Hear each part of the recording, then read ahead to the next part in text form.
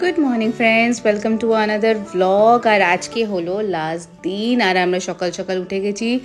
আর আমি প্রথমে না চান টান করে নিচ্ছি, কেন কি আজকে আমাদেরকে অ্যাটলিস্ট 11টার মধ্যে চেক আউট করতে হবে হোটেল থেকে। সো ফাইনালি আমরা লাস্ট একটা ব্রেকফাস্ট খেয়েই হোটেল থেকে বেরিয়ে যাব। তো দেখি আজকে আপনাকে দেখায় কি ব্রেকফাস্টের হয়েছে।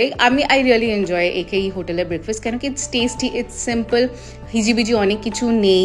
তো চানা মশালা, একটা রকম মালাই পরাঠা, পোহা অ্যান্ড পোহা মানে আমার শাশুড়ি তো 3বার রিফিল করেছে, এত ভালো ছিল পোহাটা। ইভেন পুষ্করও এটাই বললো কি পোহাটা খুব টেস্টি। ইভেন চানাটাও না খুব লাইট, নাইস অ্যান্ড ফ্লেভারফুল ছিল। বাবারা খাবে না, বাবা সার্থক আর গুবু এখনও ঘুমোচ্ছে, ওকে ওঠানো হয়নি। অলদো ও তো এসব খাবে না, ওকে ভাবছি কি আমি একটু কর্নফ্লেক্স খাইয়ে দেবো। তো আমরা তাড়াতাড়ি খেয়ে ডিরেক্টলি চলে গেলাম রুমে। আর এই গুবুকে একটু কর্নফ্লেক্স টফ্লেক্স খাইয়ে ওকে চান করাইনি, ঘরে গিয়েই একবারে ব্যারাকপুরেই চান করাবো। তো এখানে সার্থক আর পুষ্কর হোটেলের যা বাকি সেটেলমেন্ট যেটা বিলটা ওটা করে আমরা এবার ফাইনালি রওনা দেবো কলকাতার দিকে। এই যে বাবা। আর এই 3 দিনে না ওয়েদারটা আমরা খুব ভালো পেয়েছি, মানে বৃষ্টি পড়লেও বৃষ্টি মানে কমেওছে, ঘুরেওছি। বাট আজকে একটু গরম গরম আছে, মানে এই টাইমটা না একটু বেশ কেমন একটা গরম। আর আমাদের নিউ দীঘাটা দেখা হয়নি, তো আমরা এবার ডিরেক্টলি যাবো নিউ দীঘার বিচ টিচ দেখতে আর কিছু গিফট কিনতে, একটা দুটো না, যে লোকেদের গিফট কেনা ওটাও আমার হয়নি। বাট আনফর্চুনেটলি গুব্বু খুব একটা আজকে ভালো মুডে ছিল না, ও টায়ার্ড বাচ্চা না, তো ও এত তাড়াতাড়ি ওঠার ওর অভ্যেস নেই, আর একটু ঘুম হলে আর একটু ভালো হতো।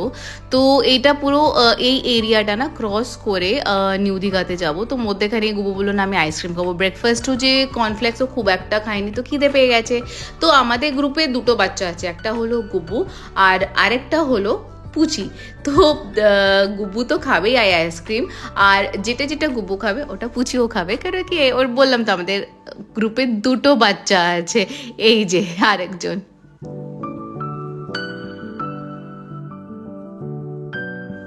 আমাদের কাছে না বেশি টাইম ছিল না, বাট আজকে এখানটা এসে দেখলাম কি ইটস বিট ক্রাউডেড। তোমার মানে ওল্ড দীঘার কম্প্যারিজনে এটা খুব ক্রাউড বেশি, অ্যান্ড আমি খুব একটা ক্রাউড পছন্দ করি না। এত বেশি ভিড় ভাড় থাকলে যে ন্যাচারাল বিউটিটা না ওটা চলে যায়। বাট এখানে ওয়াটার স্পোর্টস অনেক কিছু আছে, জেট স্কিং আছে, মানে অনেক কিছু বোট অ্যাক্টিভিটি, মানে অনেক কিছু করতে পারবেন। তো তারপরে না এই একটা দুটো আইটেম কেনা হলো, এটা পুচি আমাকে দিল, যেটা বেসিক্যালি ফর গিফট পারপাস। আর এগুলো সব কিছু 150, 250, 100 রুপিজের রেঞ্জে। আর কাজু টাজুও আমি কিনেছি বাট দেওয়ার জন্য। আর যে শামুকগুলো এটা 150 করেছিল।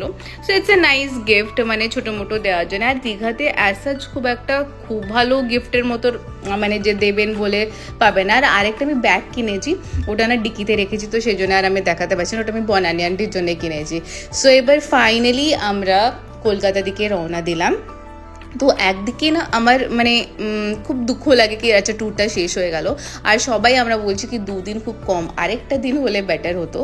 বাট সামহাউ আমি হোটেলে থাকতে থাকতে আমি একটু হোমসিক হয়ে যাই, মানে আমি ঘরের ওই বিছানা, ঘরের নর্মাল ডাল ভাত আলু সেদ্ধ এইগুলো আমি মিস করতে লাগি, কেন কি আমার ওই ডেইলি রেগুলার হোটেলের খাবারটা না আমি ভালোবাসি না।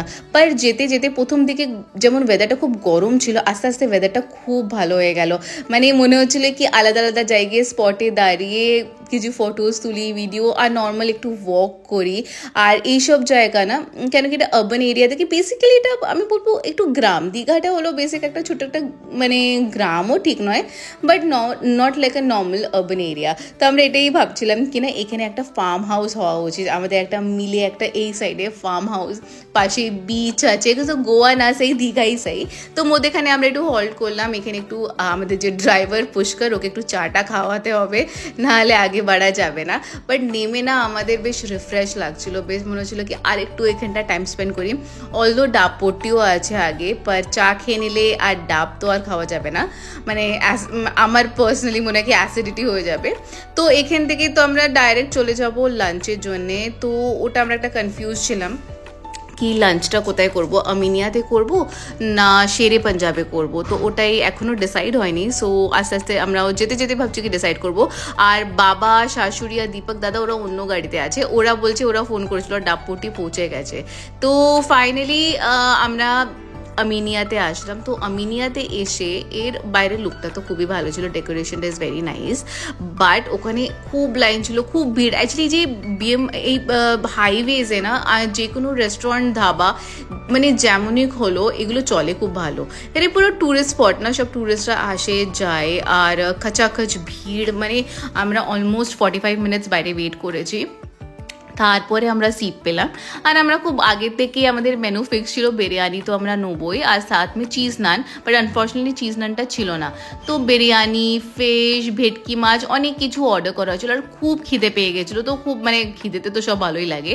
আর লাস্টে আমরা এই ফিরনিটা নিয়েছিলাম বাবার চয়েসে, বাবার অর্ডারে, তো আমি 1 স্পুনই খেয়েছি।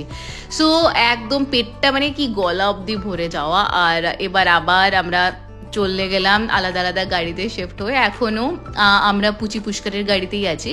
তো যেখানে যে টোল গেটটা আসবে না, যেখানে ওই বালি ব্রিজের ওখানে আমরা আবার নিজের গাড়িতে শিফট করে যাব। আর এই ভিডিওটা আজকের জন্য আমি এখানেই এন্ড করছি। So thank you so much for watching.